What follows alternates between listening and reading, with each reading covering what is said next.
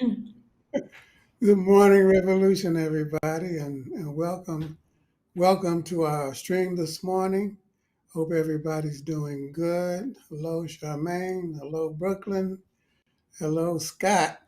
We have a good and I think provocative subject this morning. The title of which would is "How Would Lenin Vote in November?" Scott seems to think he wouldn't vote, but we'll, we will come back to that in just a moment. Folks, we are 50 some odd days away from the election, right? And a big issue is who will people vote for, whether some will vote, whether some will uh, boycott. There's a big sense of disillusionment among very important sections of our working class and people, particularly young people. And we recently concluded two study groups, one in New York led by the YCL. Then I heard, Charmaine, that the party in Chicago came across it and decided to do the same kind of study group on Lenin's left wing communism and infantile disorder. So great leadership, Brooklyn, in taking that initiative. Um, and in left wing communism, Lenin discusses, among other things, what the attitude of the communist parties should be towards elections, right? But I have the sense that he's dealing with a broader subject, and that is uh, struggle in general. What should be the attitude of the Marxist movement in building movements? Um, and, he uh, discusses at the top of that article the experience of the Russian movement, Scott. And he argues that the experience of the Russian revolutions, and I say plural, from 1905 through 1917, um, was of international significance. In what respect, in your opinion, uh, do those revolutions and the experience of the Russian Marxists have that international? I mean, after all, Russia's a backward country, was the most backward capitalist country in Europe. It was under a feudal system ruled by a czar, a king, very limited democratic traditions, small trade unions, small civil society. It was the exception rather than the rule. Um, so, in what sense can you really talk about, and in what sense did Lenin argue that this revolution was of international significance? Well, the first reason is that it happened, right? It was, um, you know, the Paris Commune had happened in 1871. It lasted for a couple of months. The Russian Revolution was much larger, much more powerful, much more impactful. It was based on not just an understanding of Marxism, but a new way of understanding how to organize revolutionary struggle, um, and uh, and new both theoretical and practical conclusions about the relationship between the struggle for democracy, bourgeois democracy, even, and the struggle for socialist revolution. Um, and uh, those conclusions are not, limited to uh, Russia. One of the things that we've talked about occasionally is the extent to which, uh, even in our current moment, um, we see the struggle against this incredibly reactionary threat, the struggle to um, protect and expand democratic gains is a way of is in fact the only way of building the revolutionary movement. So yeah, the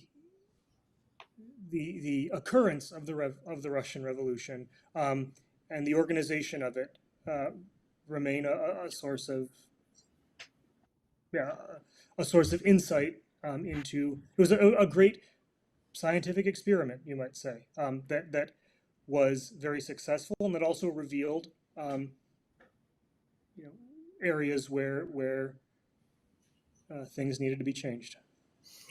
But Brooklyn, what made it successful? I mean, what did they do that worked that other parties in Europe didn't do that created problems for the revolutionary movement that resulted in certain, I guess, illusions that they had in the and faith in well, what we call bourgeois democracy, in your opinion? I think that one of the things that they succeeded with was number one, being able to utilize a flexibility of tactics, or being flexible in their tactics, and being able to use different means to achieve certain goals.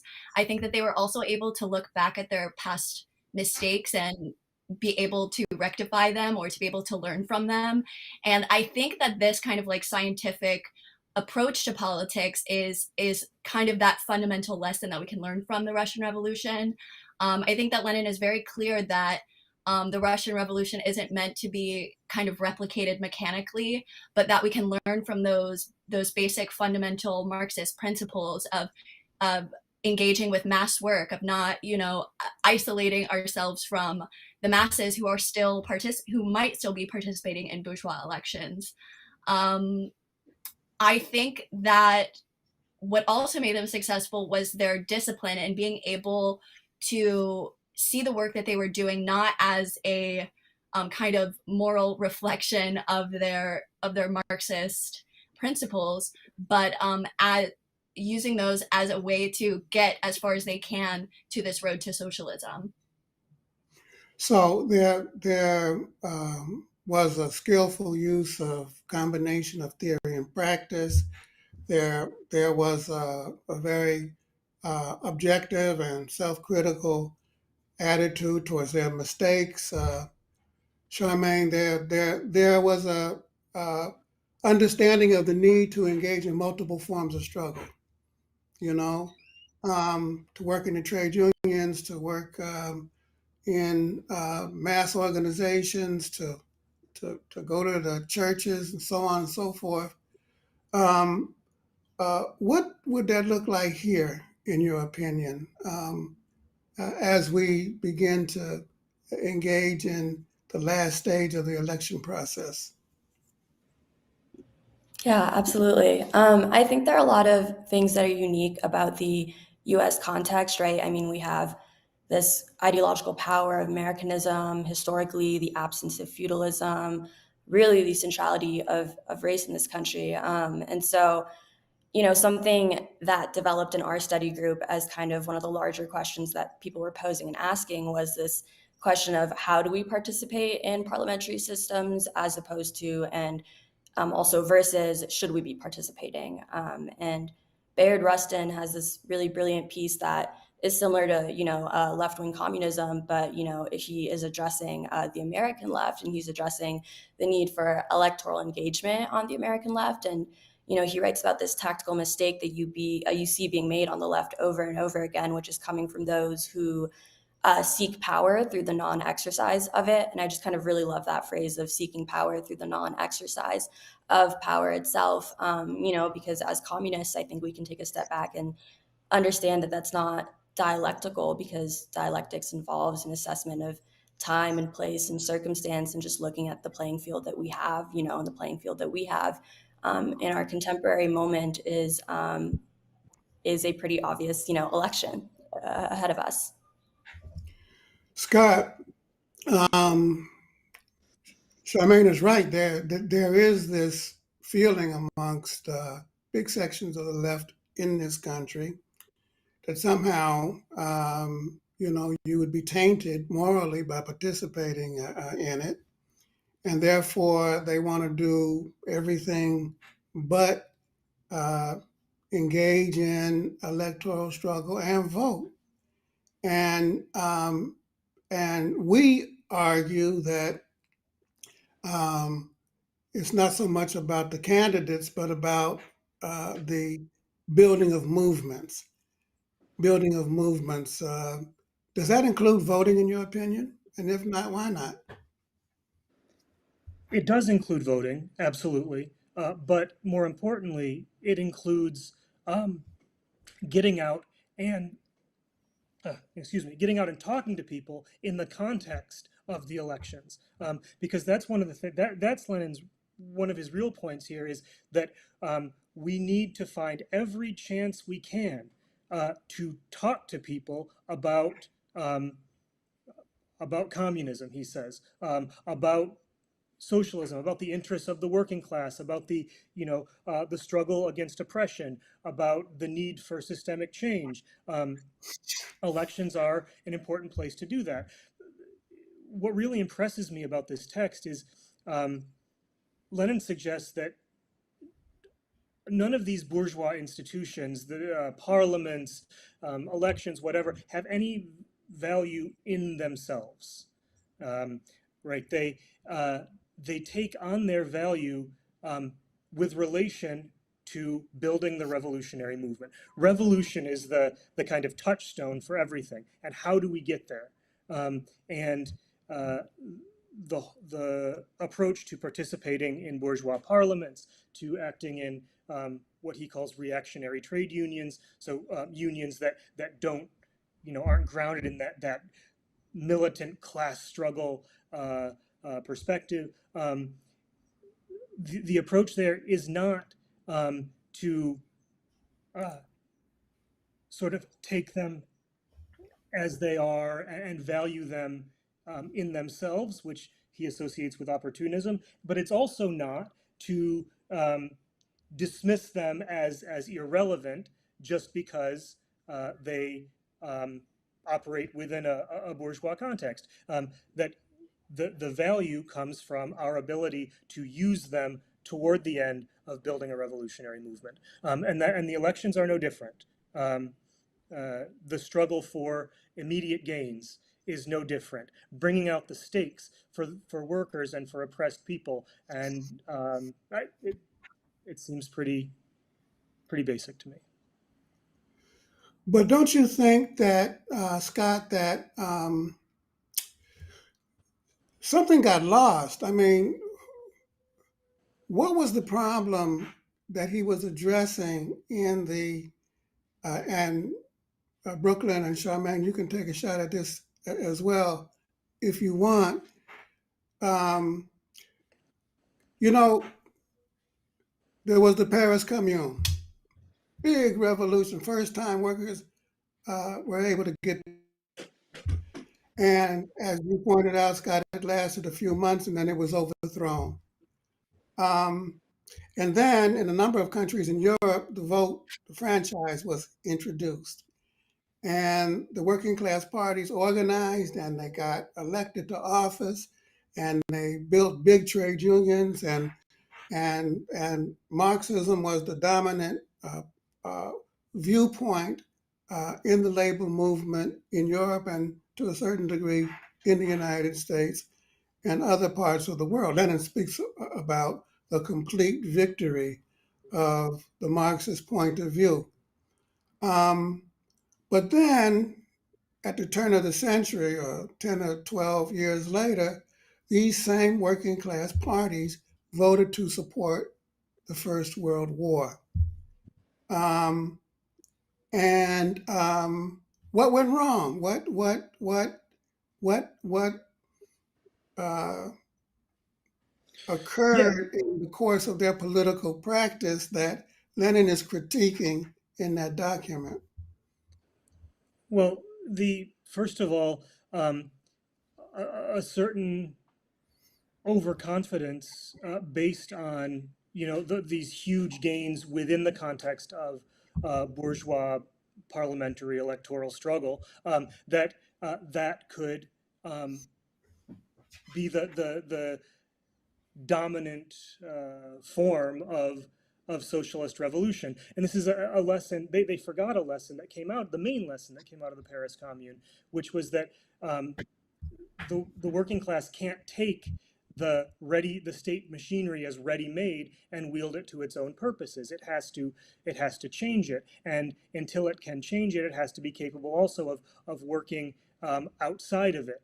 Right? That Lenin talks about legal and illegal struggle. We could maybe reframe that as electoral struggle and militant struggle in the streets, mass demonstrations, occupations, strikes.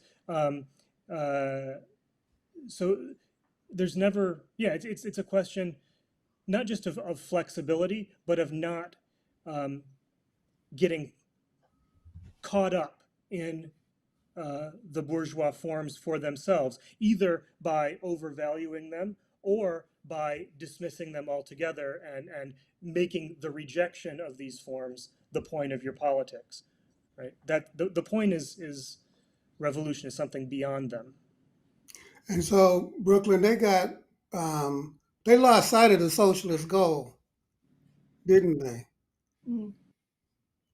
And, Yeah. and go ahead. Oh no, I was just when I was listening to Scott speak, a thing from the pamphlet that was kind of running through my mind is when he's talking about kind of phrase mongers, he calls them, or people who kind of get swept up in the I guess passion of being a Marxist, and they kind of forget about what that actually means practically in our work. Yeah, so that was just a little bit of a side note, but you can continue on.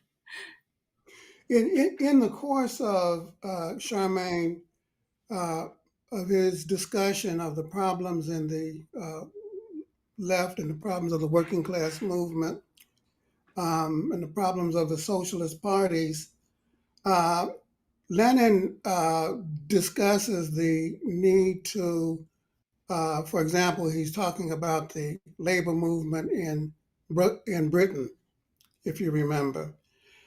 And he talks about the need for the Marxist movement to support the Labor Party's candidate, I believe his name was Arthur Henderson, over Lord George, um, uh, seeming to say that we have a stake in supporting these candidates, even though they're not doing everything we want. Do you think that Lenin would have supported the idea of lesser evilism?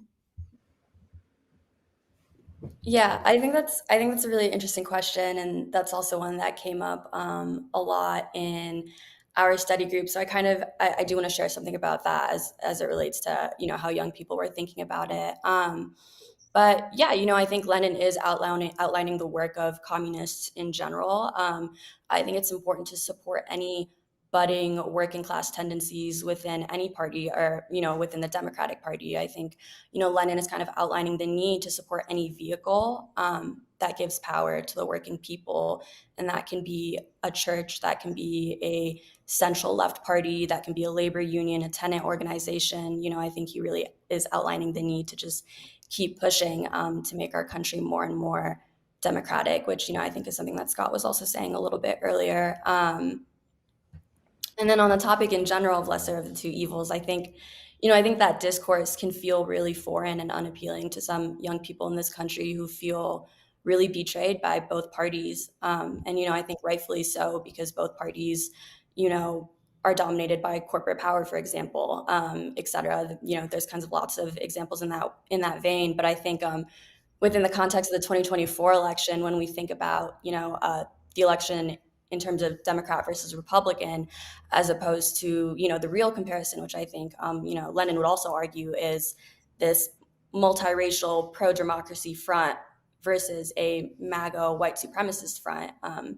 The choice, and I think even Lenin's choice, becomes exceedingly clear. Scott, do you think Um, Lenin would support lesser evilism as a so concept? no, because he didn't fundamentally think of bourgeois candidates as uh, good or he didn't think of good candidates in bourgeois elections, right? At some point, I think it's in Two Tactics, he says, nothing is more nonsensical than thinking that any uh, bourgeois candidate can be a sincere friend of the working class, which may be an overstatement.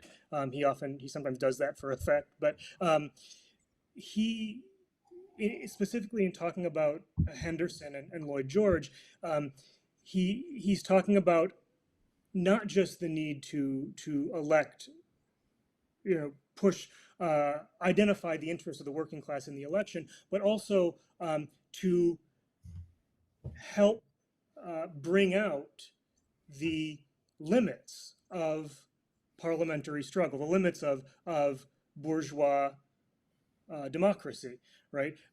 He talks about the need to entangle the different factions of the ruling class in struggle with one another. He also talks about the need for the people in the movement to gain experience. So we can't just, even if we, as Marxists, as Marxist Leninists, are fundamentally convinced that we have to move beyond bourgeois democracy.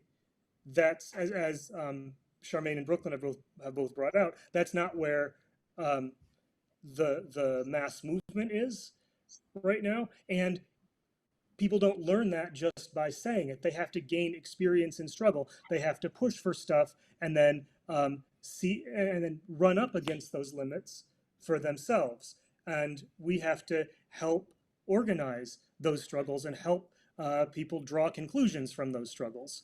So it's and that's also an important part of electoral work.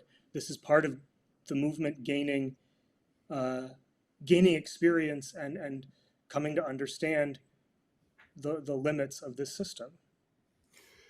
And yet, Brooklyn, we've been gaining that experience for a long time. Don't you get the sense when you're reading this that Lenin and the Bolsheviks had the impression that they were on the verge of a world revolution? They thought that after the First World War, all hell was going to break loose. And it did, in a certain sense. In Hungary, he says in that pamphlet, there was a revolution that was peaceful. I had either forgotten about that, or I didn't, or I didn't learn it. And that revolution lasted several months before it was overthrown. And then in Germany, there was attempts at revolution, and they were crushed by, in part, the social democratic governments, which created other problems down the line. But Brooklyn, the left in Russia and in Europe um, uh, also we've had to address the need for prolonged struggles over a long period of time, and not, and while doing so, not to lose sight of the objective goal. And so we have to find ways of sustaining our movements, you know, and employing um, uh, more forms of struggle than just participating in elections and struggling around strikes and so on. We also need cultural sustenance and spiritual sustenance, and to learn the techniques of storytelling and art and film and music and so on and so forth. He doesn't talk much about that, but those are important arenas of struggle as well. don't you think? Definitely. And he definitely doesn't talk about movies or TV or anything like that explicitly. But when I was reading it and he's talking about the different forms that struggle takes place in, and about communists having the ability to recognize where struggle is taking place wherever it may be happening, and it may not always be happening in the way that we might be envisioning it happening while we're reading our theory or while we're studying history. I think that the test of communists today is how can we recognize wherever these struggles are popping up in our society, and how can we advance that struggle wherever it is happening. So I like to do that culturally. I know that people who may know me know that I love to talk about movies and art and things like that, because that's where I see that people are connected at. And for me as a communist, I try to take those moments where people are already having conversations that are, inherently political. We live in a political society.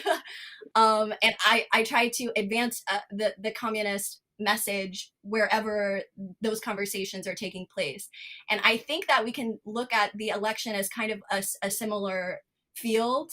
There is a struggle taking place there, and it's our duty as communists to advance the struggle in a way that raises the class consciousness of the millions of people who are paying attention to the election, so that we can, have the kind of battleground that we want as we continue the struggle towards socialism. Good point, Charmaine. And while we're doing all of this, we have to vote. I mean, sooner or later it comes down to it. And if by some medical miracle Lenin was resurrected and he came back and he saw the debate last week between Mrs. Harris and Mr. Trump, two questions. What conclusion would he have drawn about it? And would he have been compelled to vote for one or the other? Or would he be supporting Jill Stein or Cornel West or another candidate, in your opinion? Yeah, I love these questions. I feel like these are the questions. So I think the biggest takeaway from left-wing communism is that Lenin's politics, his politics are built upon a historical assessment of the political situation. His politics are not, just built upon his own morals, and they're definitely not built upon his own feelings of what is right or wrong. And then, while I think this is the largest takeaway, in a lot of ways, this is one of the hardest things to internalize, especially as young people, because we're fed this idea through this capitalist, consumerist, individualist culture that voting is a moral choice that says something about our values. And I think when we zoom out and we realize that, when we don't have the confidence that we can build a broad left-wing workers movement that really is capable of transforming history, then it's very intuitive that voting becomes about this individual sense of self and what we want to perform and what we want to say with our vote, which is obviously not a communist analysis. And then there's this part in left-wing communism, in the chapter "Should we participate in bourgeois parliaments?" And Lenin is talking in reference to the ultra-left members of the German Communist Party at the time, in 1920. But he writes that it's obvious that the lefts in Germany have mistaken their desire or their political ideological attitude for their objective reality. And I know that's something that Scott was talking about a little bit earlier too, but I think that perfectly superimposes itself onto this moment. As communists, of course, we have revolutionary aspirations, but we also know what our terrain of struggle is, and we know that we have to struggle on the conditions that actually exist, even if they're the ones that we would not have chosen. And so I think that that's the analysis that Lenin would have in this moment as well. I think the left, has not organized a credible left alternative in this election. So, we have to assess the positions of the two candidates that we do have and see who the left has a better chance of organizing under, and that's Kamala. Scott, you agree? Lenin's here. He's Yeah, been I think reelected. Huh? I think Charmaine's right on. So Lenin would first of all, like the possibility of voting for Dr. Cornel West or for Jill Stein would he would reject immediately, because the idea that the best way to make change is by finding the best candidate who agrees most closely with us shows an incredible level of trust, actually, in bourgeois democracy, which is a system that Lenin did not trust. It says that this focus on the candidate is really the main thing. So those two would have been rejected outright. Looking at the two main candidates, Vice President Harris and Donald Trump, he would have asked, not how should I cast my ballot, but where does the working class movement need to gather to make a difference? And he would have thought dialectically, right? So if we do our best to lead the working class movement to voting for Donald Trump, does it move things forward? No. No, it moves us actually much farther objectively from revolution, much more difficult situation. If we lead that movement in the direction of voting for Harris, organizing around the priorities that the labor movement has expressed, for example, then can we grow the movement? Can we do that work of making our mark on these bourgeois institutions, or of bringing people into an understanding of political struggle? Yes, and I think so. He would have. The question of for me of how he would have cast his ballot is less important than what would he have told. What would he have encouraged other people to do, and that's to get out there and use the elections as a chance to build the movement. Did everybody watch the debate? No. No? Brooklyn, what do you think if Lenin watched that debate? What, in his opinion, do you think went missing from the debate in terms of what the commentators asked the candidates? Or do you think they did a good job? I think, well, I don't I don't want to speak for Lenin and have the internet come at me, but from what I think, the moderators could have done a better job. I think at they did fact check Trump a little bit, but they also could have done a better job at fact checking Kamala. She repeated some Zionist propaganda a lot of the time, which I think was upsetting for a lot of young people who are involved in the pro-Palestine movement.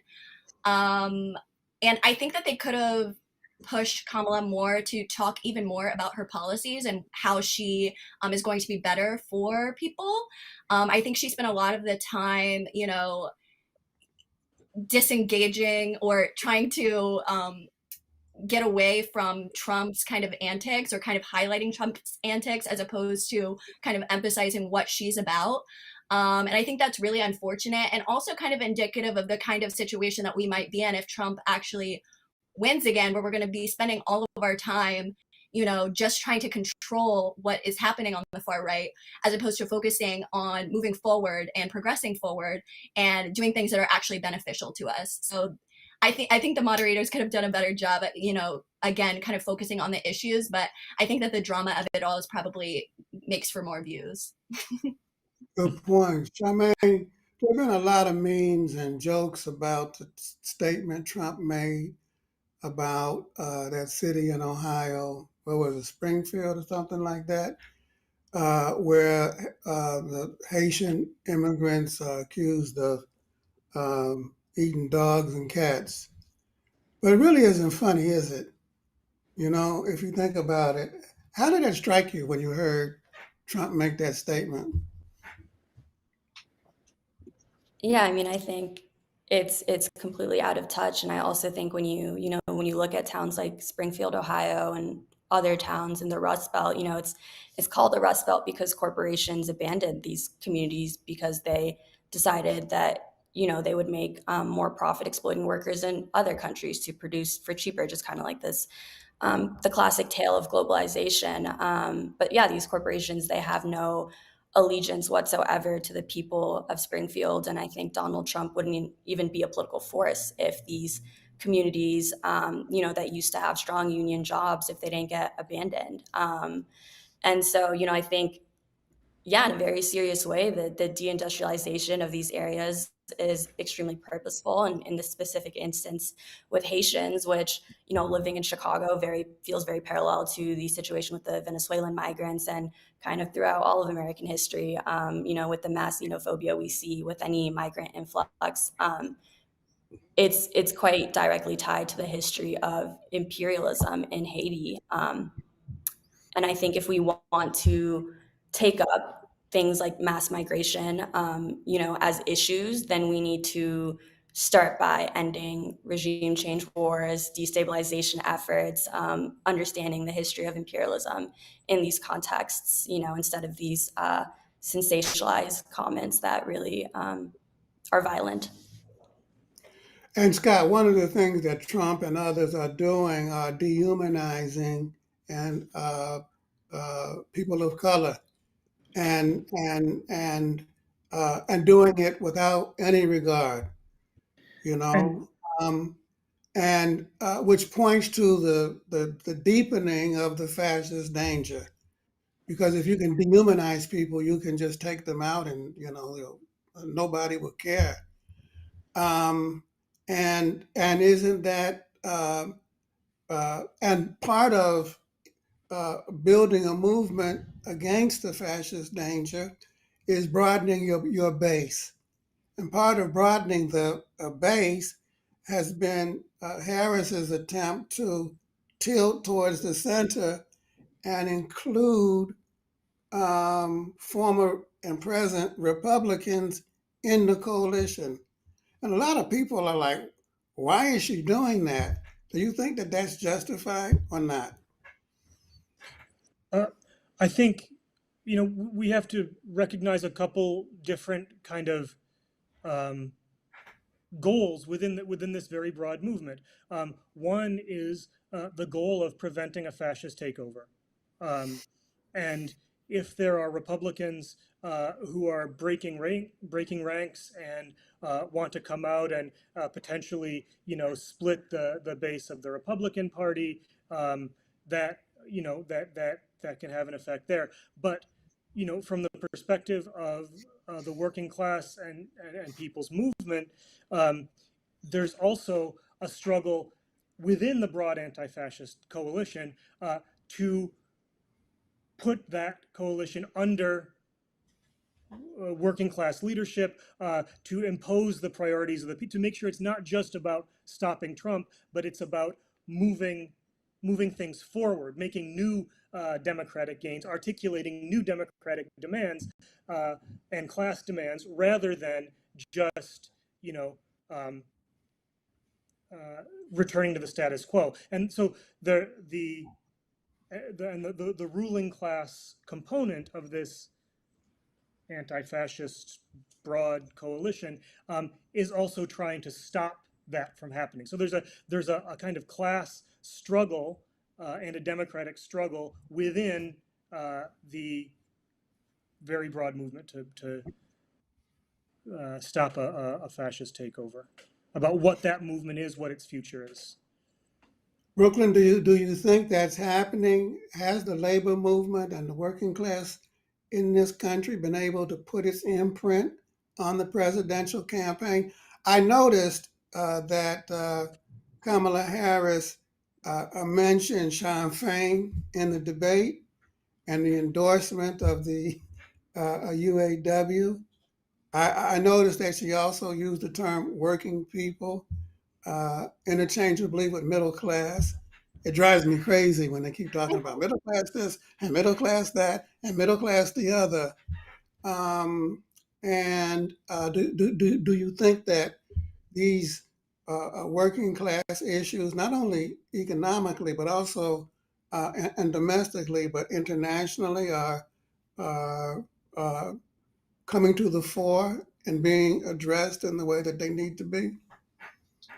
I think that we certainly have a way to go but it's happening. I think, like you said, with her rhetoric that she's using, she mentioned multiple times coming from a working class background and really wanted to emphasize that to be able to connect with people. We, regardless if they actually do support working class people or not, they know that working class people are their base and that they're going to have to listen to them. And the more organized working class people are and joining labor unions, and being involved in political work, I think that pressure is going to be a lot more powerful. I definitely think that it's happening, but like I said, I think we have a lot more work to do if we want to keep it going. All right, well, good conversation. Let's take the mailbag question, and then we'll call it a day. We had an interesting question from one of our comrades from the Indian subcontinent. He says, I am an Indian from a communist background. We are actively involved during the time of great communist leaders like Rao, Ghosh, Sagar, and so on. We in the global South, really, you guys, you really don't see that much difference between the Republicans and the Democrats. I mean, come on. So we don't understand the position of your party. Could you explain your position so as to be able to convince people like us from the global South? Anybody want to take a shot at it? Oh, Scott, you got 30 so seconds. yeah, so the difference for people living within the United States between the Democrats and Republicans is something like the difference between the Congress Party and the BJP in India. They have different ideals. They represent different models of society. That neither of them are. One is extremely reactionary, and the other is a party of bourgeois democracy, with all the limits that entails. For people living in the global South, both of those parties have, adopt support imperialism, support the demand of the U.S. ruling class to have unimpeded access to resources and markets everywhere over the earth. So the question is, we don't expect people outside of the United States to support either of the bourgeois parties in this country, and our goal is to open the space to challenge that imperialist orientation, which would be much harder to do under a Republican presidency than a Democratic one. Okay, Charmaine, you want to take a shot? Yeah, absolutely. Totally agree with Scott here. I would say that the struggle against imperialism will continue regardless of who wins the election. But Trump is actively and clearly antagonistic to social movements. Whereas again, if we have a communist analysis, we can see that Harris's base is partially made up of social movements, is made up of broad coalitions of people who practice anti-imperialism and anti-imperialist politics. So again, I think the answer is intuitive. I think we just need to keep building broad democratic fronts that can continue to struggle. And I also think it's important to note here that we participating in this election, voting for a particular candidate in this election is not going to end American imperialism. But I do believe that it's one step of a much larger struggle. Brooklyn? Yeah, I mean, Scott and Charmaine really said it all there. The last thing that I want to say for people who are kind of anxious for revolution to begin is that I think that revolution will be brought along a lot more quickly if we are fighting against Democrats rather than fighting against the far right fascists who are trying to take over our country. And so for those people who are worried about revolution coming along or not coming along quickly enough, I would urge them, to look at the actual path that might, allow us to have revolutionary conditions. But I think that Scott and Charmaine really addressed the comments question really well. Great answers. And this has been a great conversation, and as we continue down the path towards the election and beyond, and we continue to interrogate and debate and try to understand Lenin's thinking. I think it's very important to understand his efforts to reject attempts to turn Marxism, as we apply our flexible tactics, into what he called ordinary liberalism. I think that's what he accused Kautsky of.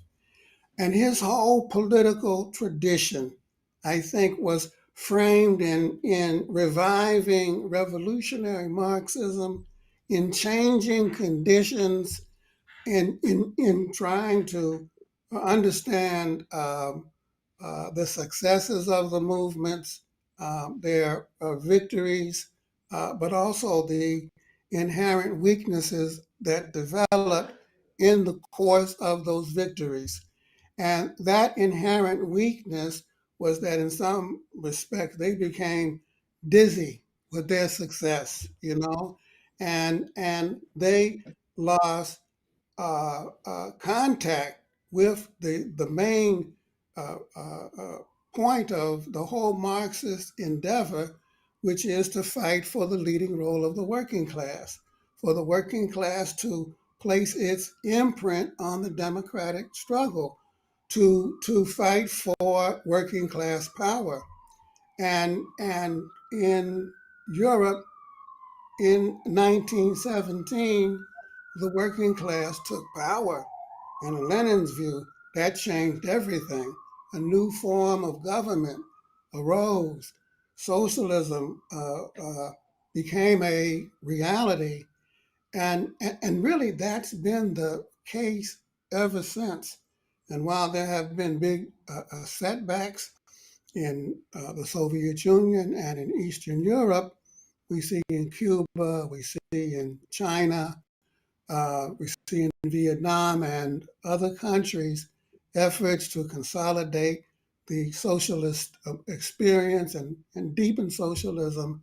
And therefore, our task is, in the course of our very, very complicated work, to not lose sight of two goals. On the one hand, to place that working class imprint on the struggle, and number two, to not lose sight of the goal of fighting for working class power through building coalitions, for broad coalitions, strengthening from below, building the communist parties, utilizing all forms of struggle, including cultural forms, which, as we said, Lenin didn't address in this article, fighting for the hegemony, politically, culturally, socially, of the working class and democratic movements. Thank you for joining us this morning. Charmaine, thank you. I know you're on vacation. We're so happy you were able to join us. Thank you, Brooklyn. Thank you, Scott. See everybody next week, same time. Until then, stay strong, stay safe, and stay in the fight. Take care, everybody. Later, comrades.